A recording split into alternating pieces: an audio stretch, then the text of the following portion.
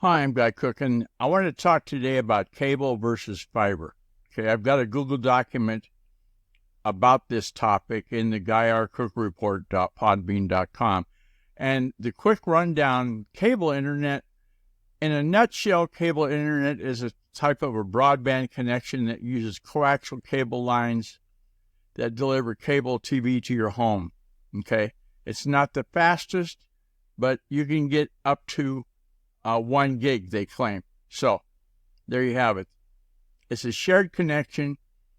And so when the kids get out of school, what happened to me when I had cable, they'd start playing their games online. And so as a result, the load on that node would increase and my share of it would decrease proportionately.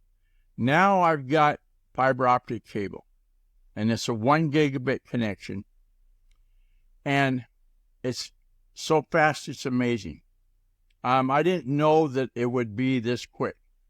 When I started using it, the speeds available, like the service I've got, you can get up to 10 gigabit connection, which boggles the mind. I don't know why I would ever need 10.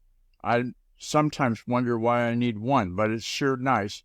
And updating the Route 6 Tourist Association website and so forth, it's quite handy. So it's going to cost you more to have fiber, but the trade-offs, the time saved, as opposed to waiting for cable to happen, might be worth taking the plunge. Oh, and hey, contact me. Use the secure contact form on GuyRCook.com. If you like this episode on YouTube, and give it a thumbs up, and then click on the bell and subscribe to future episodes. I've got them so you can get them. It's a wrap.